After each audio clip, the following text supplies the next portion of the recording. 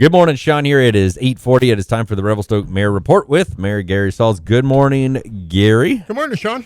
So you're all decked out in a nice fancy vest. What's happening? Well, we're going to record a little video for the business community regarding the business awards that are coming up in the next month or two. The Revelstoke Chamber of Commerce Business Awards. Absolutely. I saw that they had Stacy and Tyler did an announcement via social media about who was nominated. Yes. And I haven't read it. I haven't seen it posted up online. So I got some of it, but I missed some of it. So I was curious to know who. Well, there's quite a broad variety of businesses, so it's kind of nice. Yeah. Well, I guess we won't be doing a big dinner down at the rec center. So I guess the group, because usually I think it's by draw. You put your name in, and if you're a part of that, you get drawn, and you put together a crew, and then you guys go ahead and sit around and build it and plan it. So I guess whoever was up on deck this year finally got to dodge the bullet this year on that. It's a lot of planning. It is a lot of work. Yeah. So, okay. So you know that people are really just brimming. you know. Oh yeah, next week. So now the Roundabout wasn't looking too sexy from a photo I got from a friend of ours. Of course.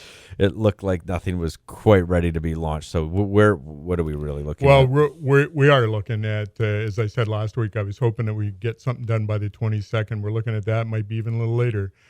It's weather dependent. So right now they're working on the irrigation, the landscape. They're doing some sign installation. Going to do some electrical to fire up the lights. And we need some dry weather so they can do some line painting. Couple patch ups and the cleanup. So again, for all of my neighbors that live along Highway 8th and that are reaming me a new one because they want this thing done, I'm just as anxious as everyone else in the community. Let's get it done. Let's get it open.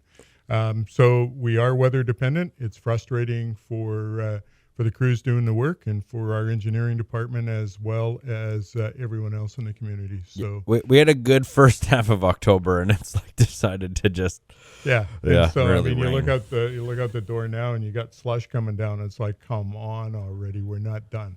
We've got some paving to do on 3rd Street. We're up to grade now. We just need to get the paving done, but we need to have some dry weather. Even if it was a little cooler, as long as it's dry weather, then we can get this the final blacktop done and then the painting done as well. And then we can move on. And that's really what we need to have. So if anybody's got any control with the weather gods, get them and change something. Okay. So there was supposed to be a council meeting, but it got postponed because of a variety of reasons. So is there anything that's coming up that is important? Well, everything's important, but pressing or juicy, I should say. Well, we got lots of stuff that's coming for the next council meeting. Part of that, I've asked the staff to see if they can get something together so we can get the by-election thing started. Let's get that moving forward. The community would like to see that. Council would like to see that. Again, I go back to capacity of our staff, and I think that we're to the point where we can actually start moving forward. But until I have some conversations beginning of the week to see where we're at, I can't promise anything at this point. We want to get it done as much as everyone in the community. Yeah, it'd be good if we started on the 5th. Yeah, that'd be the first day or whatever to put your paperwork in. Yeah, so we're gonna work on that, get everything organized, and of course, there's some things that need to be done within that whole by-election process. So the staff have got a hold on it as to how we need to move forward dealing with all this whole process. So not promising anything, but we want to get it done as quickly as we can. Now, you might not know this. This was sort of a random question. Now, usually whenever we think of the next snow season, it's always the next year. But really, until January 1st, all of the monies from snow removal for 2020 still from 2020. Yep. So do we have... We're done. We don't have any. I thought we were out. So if we do have a pretty early snowfall, November, December, like one where we actually need the plows out. Yep. Well, we'll still put the plows out, but we're going to be running. Yeah, we're going to be running in a deficit. Right. So, but that's just the way it is, and that happens on a regular basis. That the community doesn't always know.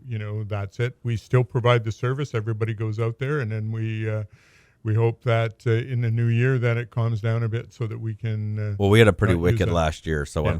I'm not surprised we ran out of money. Yes. Okay. So hopefully we just don't have a lot of snow until January, and then we've got the money in the budget for the 2021 season. Yep. Okay. Exactly.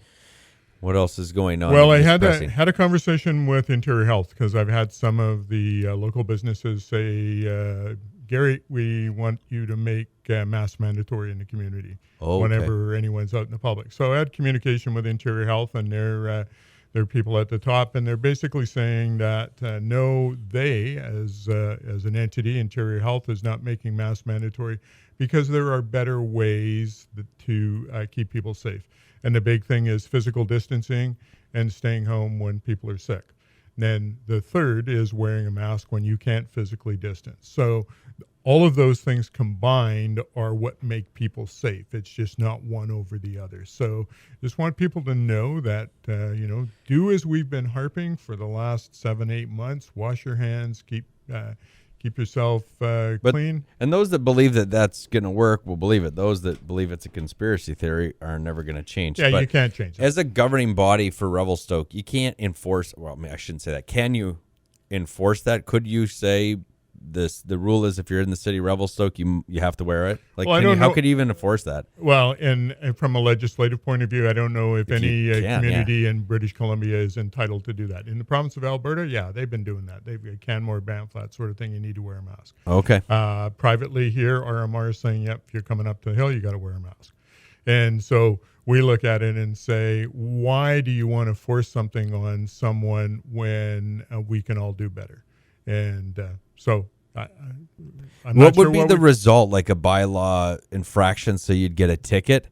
I mean, you know how much it costs to get a ticket? I think it's like $25 if you're not wearing a helmet. I think not like a bike helmet. Yeah. Like I think our staff sergeant once said it's almost like, well, like what, are we going to run around and give everybody $25 tickets? It's not going to affect them. Well, and that's it. And so you look at the mask thing, and it's like you need to appeal to people's common sense and how to keep themselves safe and keep everyone else around them safe. It's not about saying you got to wear a mask or we're going to come down with a big fish bonker and then we're going to give you a ticket. Yeah. What's the purpose of that? That really it's about making sure people safe. And that's really what we're trying to do is keep people safe. And we do that by appealing to their good senses. So as you alluded to, if people, believe this is a conspiracy and they're not going to do it, they're not going to do it anyway. No. And if people are looking at it from a scientific point of view and go like, okay, we need to do whatever we can to keep ourselves safe, they're going to look at it and say, hey, we need to do better. And people may be doing everything they can already. And that's probably why we are, where we don't have an outbreak, is people are actually taking this serious and looking at it and going like, okay, we need to deal with this. Well, I definitely can assume that in the summer months, it was a little easier, especially, August when people are enjoying the sunshine, and it's a little easier to forget. But now we're getting into the regular cold and flu season. People are just way more alert about it again. Yeah. Especially with kids in school. Well, exactly. And now that you've brought up the flu season, I would just want to encourage people to get their flu shot so that they are going to be healthy through this flu season. We have limited quantities in the community, so just encourage those who are over 65 or those who have any kind of ailment and need to have these things. Phone your pharmacy, phone public health, get an appointment, get your flu shot so that you can be healthy. And then for those who have children in the community. And grandparents. I I'd never had gotten a flu shot before, and then when I moved here, because I was living at Mickey McDonald's house, I was like, I'm going to go do it for his sake. And then, I don't know, by default, I've always done it. But after that, it took Mickey. He didn't ask. I just thought I should do it for Mickey, but it took Mickey McDonald to make me go, maybe I'll do it. Well, and good on you, because you're that's what we're talking about, being considerate of others and not just doing it for yourself. You're doing it for the better of the community. Yeah, and if you do get sick, it won't be as bad. That's right. Nobody likes to be sitting on the toilet and then puking in the garbage can at the same time. So, Okay, great conversation. You're welcome. All right. Nothing else exciting and pressing and controversial that we can stir up? No, I think we're going to leave it at that today. And maybe I should just there's something I said I wasn't going to talk about, Sean. I think we should talk about. Okay. And so we'll talk about the provincial election. There's been some controversy on social media because I stated that I would support Doug Klobuchar because of what he's done for the community. Right. That's no slight against our councillor, Nicole Charlotte. I'm very proud of her and for stepping up and doing what she can do.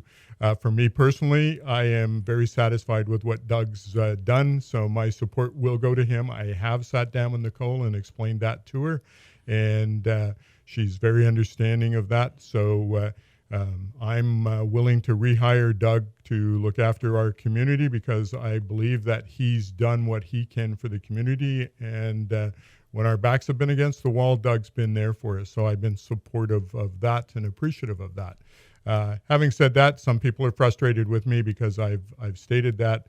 However, that's how I believe. And again, that's no slight against Nicole Charlotte.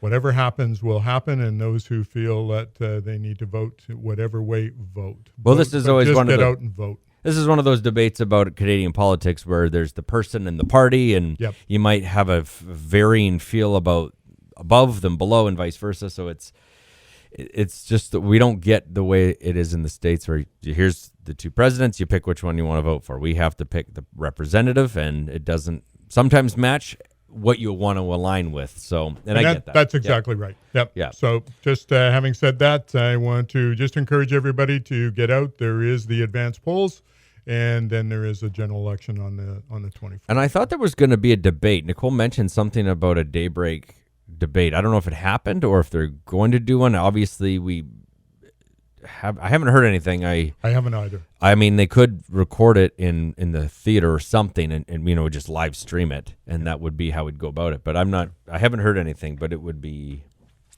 nice to see. Of course. Locally anyway. Absolutely. Yep. Okay. Well, thanks, Gary. All right. Thanks, Sean.